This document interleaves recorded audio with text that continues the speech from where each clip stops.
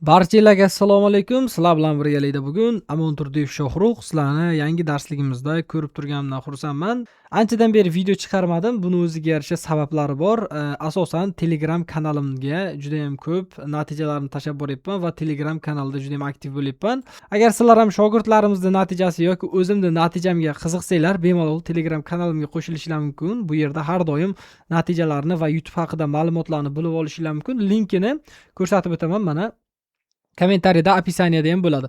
Xo'p, birodarlar, bugungi darsligimizda sizlar bilan birgalikda kanal tarixini ochishni ko'rib chiqamiz. Ya'ni kanal yaratayotgan paytingizda o'shani kanal tarixi bilan yaratishda to'liq ko'rsatib o'tib ketaman. Videomiz boshlanmasdan oldin like va kanalga obuna bo'lib qo'yinglar. Birodarlar, bu videoni olishda menga Afzalbek yordam berdilar. Mana ularning YouTube kanallari bemalol ko'rishingiz mumkin. YouTube ishlari. Obuna bo'lib qo'ysanglar juda ham zo'r bo'lardi va foydali videolar chiqaradi. O'zim bilaman. Mana ko'rishingiz mumkin. Juda ham sifatli hamda sizlarga foydasi tegadigan videolarni Afzalbek chiqaradi. Kanallariga o'tib obuna bo'lsanglar, juda ham yaxshi ancha tajribalari bor. Xo'p, birinchi navbatda nima qilamiz?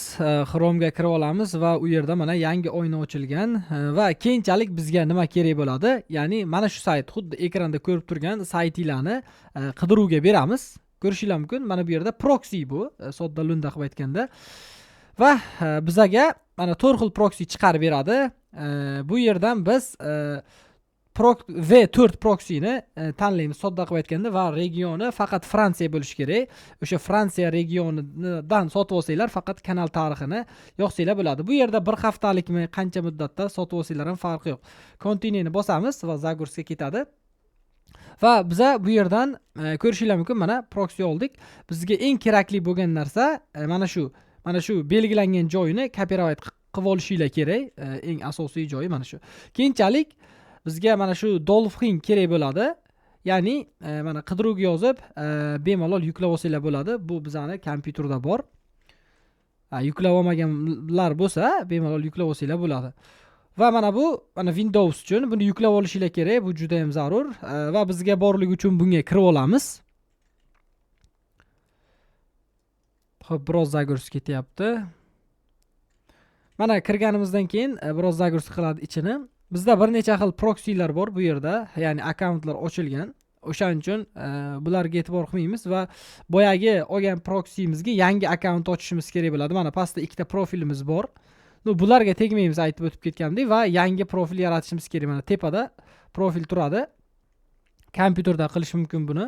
Ko'rsanglar bo'ladi va mana bu joyiga boyagi olgan linkimizni tashlashimiz kerak.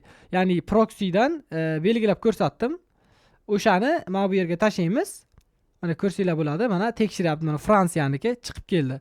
O'sha faqat Fransiyanikini sotib olinglar. Aynan aytib o'tgandek, kanal tarixi yaratishda Fransiyaniki kerak bo'ladi. Xo'p, bosamiz. Va create new profil va mana ko'rishingiz mumkin, mana bizga profil paydo bo'ldi va startni bossak mana Chrome'dan yangi oyna ochiladi boyagi ya'ni account bilan, ya'ni boyagi proxy bilan va bu joydan biz endi mana shu joydan account ochishimiz kerak bo'ladi. Mana create bu yerda o'sha proxy Fransiyaniki bo'lgani uchun bizga Fransiya regionini ko'rsatadi. Biz o'zbekcha qilamiz tilini va yangi account yaratishimiz kerak bo'ladi biz. Birodarlar, o'zingizlarga akkaunt yaratganingizdan keyin mana bunaqangi oyna chiqadi.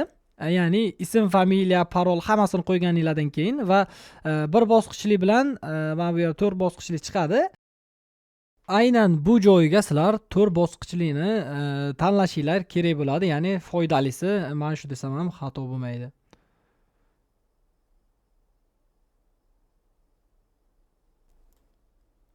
Bu yerda mana bunaqangi oyna chiqadi keyinchalik. Birinchisini belgilaymiz va keyingisiga ham xuddi shunday va bunaqa oyna chiqadi va 3-qadamda ko'rishinglar bo'ladi. Buning ham birinchisini belgilaymiz va mana buni tanlab bosamiz. Xullas mana ko'rsanglar bo'ladi va tasdiqlashni bosamiz. Yana bunaqa chiqadi.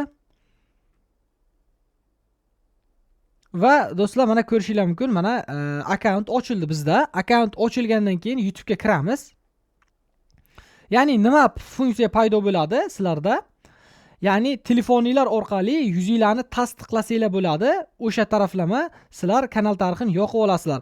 Bu funksiya mana bu ishlarni qilmasimizdan oldin O'zbekistonda ishlamaydi degan joy turardi. Ya'ni sodda qilib aytganda yuz bilan tasdiqlash, pasport bilan tasdiqlash oldin bo'lmasdi.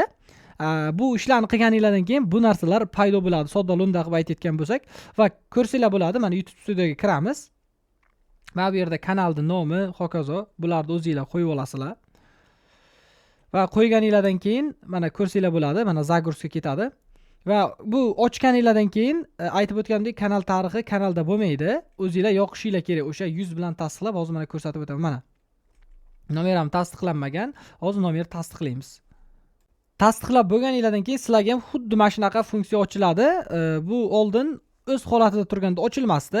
Ko'rsanglar bo'ladi mana video orqali tasdiqlash. Xuddi shu emailni telefoningizga ham kirgizib, Gmailga kirgizganingizdan keyin keyingisini bitta bossanglar, emailga bitta xabar yuboriladi. Ichiga bitta kirasizlar va yuzinglarni 6-7 sekundlik video qilganingizdan keyin, ya'ni telefoninglar orqali va mana bu joyda bir kun ichida yuzinglarni tasdiqlab kanal tarixini yoqib beradi.